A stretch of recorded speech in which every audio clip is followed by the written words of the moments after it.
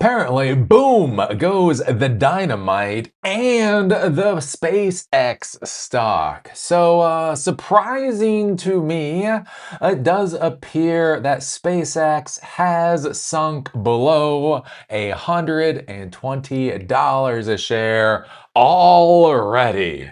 So the stock that was supposed to be going to the moon is now burning in and looks like it's probably going to explode. I am going to be curious to see where all of this goes at the end of the day. The thing I've thought about for a while when it comes to SpaceX stock, the SpaceX valuation, is that I just simply don't think it makes a damn bit of sense. Even in the most optimistic terms, I can't get my brain around it, right? So when we take a look at Tesla, I think Tesla is massively overvalued, but how do I put it? At least I can understand the argument. I don't agree with the argument, but I can understand it, right? Because Tesla is not a car company. Or apparently it's not an energy company either. It's like an AI or a robot company.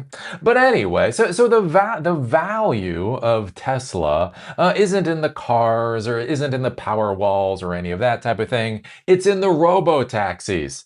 You know, the like 6 or 7 of them that are actually on the road. Those are going to be worth trillions of dollars someday, apparently. Or the humanoid robots, right? It wasn't that long ago Elon Musk was coming out and saying that the humanoid robots are going to be like a $20 trillion total addressable market. The idea is that everybody on the planet was going to have their own robot. Now here's the thing. One, I don't agree with it. I don't want my own personal robot. I don't think that actually makes sense in the real world, but I can understand the argument. The other thing with it is that there's just a massive amount of competition out there. Even if everybody was going to get their own personal robot, why would they buy an Optimus? I just don't understand why he thinks he'll own that $20 trillion addressable market. But hey, if you really like Tesla for whatever reason, maybe you're all in on that argument. So you look at Tesla and you look at the valuation of Tesla. Is it overvalued? Probably. But can you understand the argument if you look at it out of the side of your eye to see where people get to that valuation? I mean, I guess, whatever, right? The thing that I find weird with SpaceX, when we take a look at the valuation of SpaceX, is I just don't understand how you get there. Now, look. I only drink alcohol. I've only smoked a little bit of dope in my life. I'm not a big dope head or anything else. Maybe I have just not seen the SpaceX valuation from the right perspective. Maybe if I was doing ketamine, then I would get the valuation. But I just don't get it, right? The space launch component of SpaceX literally has the revenue of OnlyFans. Space launch and OnlyFans is about the same level of revenue. You look at Starlink. Starlink is really cool, amazing, great, wonderful, all that kind of stuff. The revenue for that still is not that big. I mean, I think the revenue for that is still under $10 billion. Is it something like $10 billion? Is it profitable? Yes. Does that get you to a $2 trillion valuation? No, no, I don't think so. Right? You have XAI and Grok, right? We've heard from the federal government that in the federal government, employees have the option of using Anthropic or OpenAI or Grok. And basically, the employees for the federal government, when there's no barrier, they can simply use whatever model they want to use. Generally, they use Anthropic. And when they don't want to use Anthropic, they use OpenAI. And when they don't want to use OpenAI, they use Google. Like apparently they just don't use Grok. Even when they don't have to pay for it, even when there's no barrier to using it, apparently they don't use Grok. And you look at the whole AI play, and you look at what their business is. It just doesn't make sense to how you get to trillions and trillions and trillions of dollars of valuation. The idea, like one of the arguments, is well, they're going to do space-based data centers. But as we've discussed before, each one of those quote unquote data, well, when they talk about data center, like When you think about a data center in space, what do you think about, right? We talk about the thing of the name. This is one of the things I discuss a lot. Basically, Socratic method. If you haven't read Plato, go read Plato, and the modern world will make a lot more sense to you. I swear it. Anyways, right? But the Socratic method, or the thing of the name, is when somebody says a word, what is your view of what that word actually is, right? When Elon Musk talks about putting data centers in space, get in your mind what you think a data center in space is going to look like. Now, what if I told you when he was talking about data centers in space, he was talking about each satellite would be a rack of servers. A rack of servers. The power apparently is going to be 120 to 150 kilowatts, which is basically one rack of servers. Each one of these quote unquote data centers is a rack. Now, here's the thing. Let's say, even if you pack everything together and like through engineering, physical engineering, you can pack everything together. Maybe that gets you the equivalent of two racks. Right now they're going to be creating their own silicon and all that. Right, there's going to be a terafab. That thing's happening. So maybe with additional efficiency, they can make it the equivalent of three racks. But basically, each one of those satellites that he's going to be putting up there, AI satellites, is going to be three racks. Is that what you think when you hear about a data center in space? Are you thinking about data centers three racks at a time? Ugh. So, anyways, the thing is, like when I look at this whole disaster of SpaceX, I mean, the real practical question is how do you get to the valuation that Elon Musk needs, especially with as much money as they need, right? So when they did their IPO, they brought in about $86 billion. So it was $75 billion was the normal was the normal sale that they did. The financial firms had the ability to purchase an additional 11 billion in equity, so they did. So they brought in 86 billion. The curious thing is, literally the next week after they brought in 86 billion dollars, they literally went to the debt market to refinance 20 billion dollars in debt. So literally, right after they raised $86 billion, they got to then go out and borrow another 20.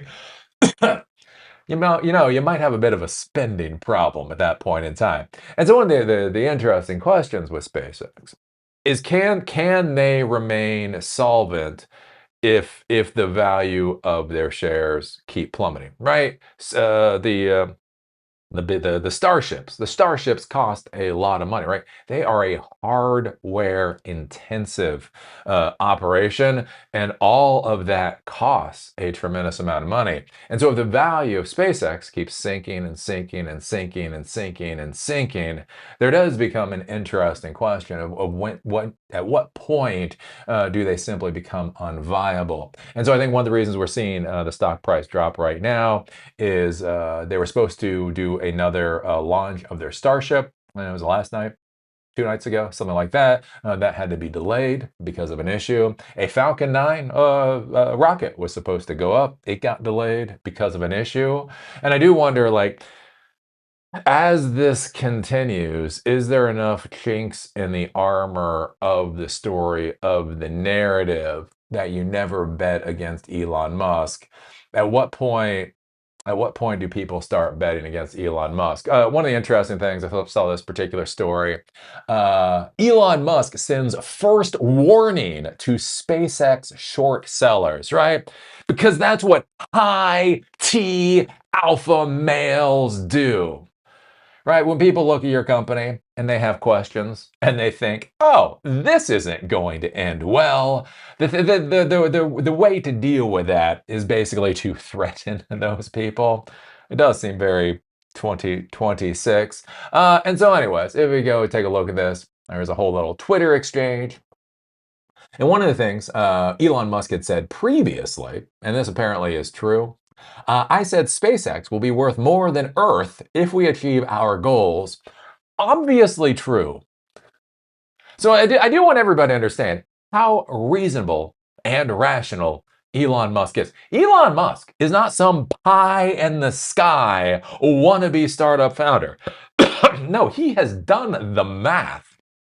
And in his math, SpaceX is going to be worth more than the Earth. Because, yeah, that is how any of this works. But, anyways, what was interesting down here is from Elon Musk from July 17th, the survival probability of firms who maintain a significant short position in SpaceX over time is very low. And it becomes a very interesting question with that of why. SpaceX has only been on the market for about a month at this point in time. We do not know what the performance of SpaceX is going to look like over any significant amount of time. When you look at SpaceX's business, opportunities and all that kind of stuff, it is highly questionable. And so it is interesting here where basically it's going back to that whole snideness. It's going back to that whole meme-ness of, oh, I can't believe you bet against Elon Musk. So yeah, well, I don't know. Kind of makes sense that you will, especially as the market gets more competitive, right? I think about this with SpaceX right now. One of the ways that SpaceX is making money is by renting out their AI data centers. XAI is so good. It is so efficient. There's the story. XAI's model is so efficient that SpaceX simply has hundreds of thousands of GPUs they have no use for, right? So they're renting out GPUs. That was one of the things that was supposed to give their stock a boost. Look, they're making money renting out GPUs because that's definitely a modern business or whatever else. One of the interesting things to look at though is Mark Zuckerberg is also getting into that business. And it is kind of funny, again, in the technology world where, technology professionals, right? Nasty little cats, passive aggressive cats, right? And one of the interesting things we see with Meta and with Mark Zuckerberg is he seems to be going after competitors and subsidizing things when he goes after them. So that's one of the things with the new model, right? So with Meta, they have their Spark model that's come out. One of the things with their Spark model is they're trying to sell it for like 25% of what the other frontier models cost. And one of the ideas there is that they're subsidizing that price using the profit that they make from all of the other things that they do, right? Because Meta is a highly profitable company that just sinks their money into questionable things. So anyways, one of the things they're doing is subsidizing token costs just to try to get people to use their crappy ass LLM. That's real, right? One of the other interesting things right now is that Meta is getting more and more into the AI infrastructure business, right? So they talked about that a couple of weeks ago, and now apparently they're in talks with Anthropic for a $10 billion contract with Anthropic. And so the other thing to look at too is with Elon Musk and these AI data centers and all that other kind of stuff, and there's more and more competition in that area coming down the pike. And so it does become more and more of a question of what is the brand differentiator for SpaceX that actually matters, that is actually valuable to the world? And I don't know. We're going to see how this goes. But yeah, I don't know. It's fallen faster than I thought. It went up to $225 a share. That's one of the things, irrational exuberance. People really like Elon Musk. People really invest in Elon Musk, regardless of his failures. That's one of the things they say is, don't bet against Elon Musk because he always succeeds. Except for the Cybertruck, except for the Roadster, except for the Boring Company. XAI doesn't seem to be doing very well. We have no idea how well X or Twitter is actually doing because we don't actually get to see any of that information anymore. It's one of those things where we're told you should never bet against Elon Musk because he always succeeds, except in those areas that he fails miserably. And so anyways, when the stock price went up to $225 a share, I do feel that is very 2026 as far as Elon Musk is concerned. I figured it would fall. I am a bit surprised how quickly it's falling. And I do wonder if this is going to accelerate. There's a whole financial disaster going on in South Korea right now. I'm not going to get into that because, oh, yeah, I've read about it. Oh, so much information. Still trying to get my brain around it. But anyways, with this whole AI disaster, South Korea's financial markets are kind of sort of imploding. right at this point in time. There's just so much stuff going on in this whole AI sphere.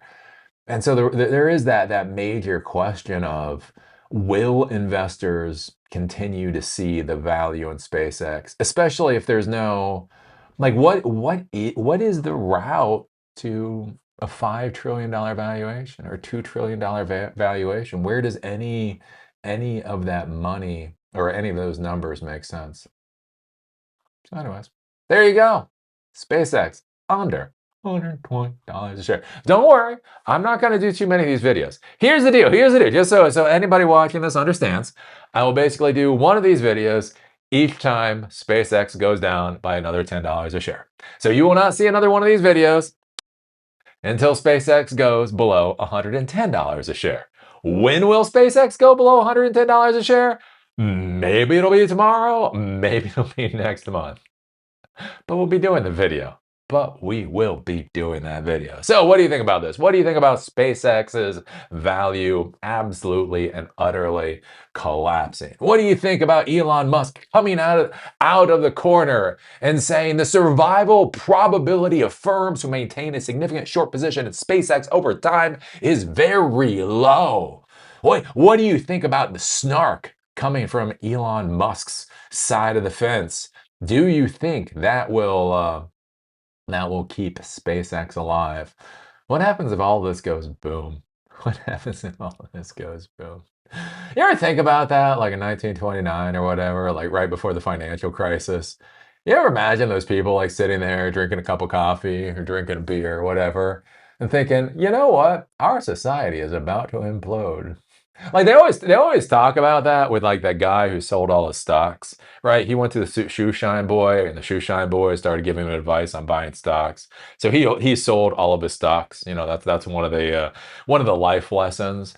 But do you ever think about what he was actually thinking that night? Like, okay, so he sells all of his stocks.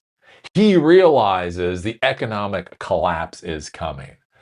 Have you ever thought of what was going through his head as he was drinking his alcohol that night, wondering, will okay, I now have a lot of money still, but will that money be worth anything when my entire civilization goes boom? I don't know. These are things that I wonder, because I think it's gonna be bad. I think all of this is going to be so bad. I think it's like, and that's where you can't explain to the kids until you've been through it. As I say, I remember reading about Bear Stearns and not caring about Bear Stearns. All right, I remember my friends during the dot-com bubble, and they were just making so much money. I had a buddy of mine; he was gonna retire at 42. Fucking retire at 42. 43, he was bankrupt, moving into the ghetto. They found a head out back. That's a true story.